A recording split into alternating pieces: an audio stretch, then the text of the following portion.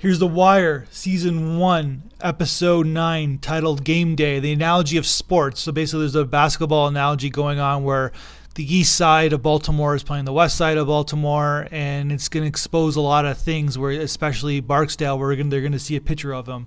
But really, this is the respect episode.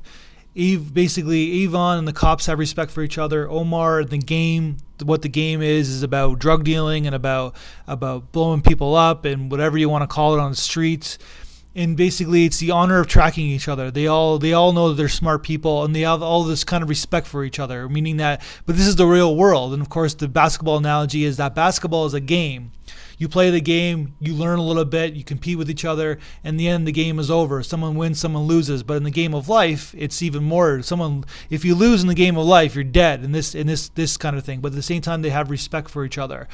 The money trail goes deep. So basically, what they're learning here is that the Barksdale kind of drug administration is making over $1 million a month. So basically, they're making eight-figure salary a year, which is kind of crazy for the drug dealing just in one city of Baltimore. So what they do with that money, with their lawyer and with their people, is that campaign contributions, to senators, to mayors, to aldermen, and basically it helps them basically sue their case with the rest of the police force. And this is why this case never took place in the first place. The only reason why this case took place is because McNulty, in his own ego, went to the judge about it. Because then the judge, who is a noble guy, I guess, wants this thing to go away. And of course, this turned up in this big can of worm.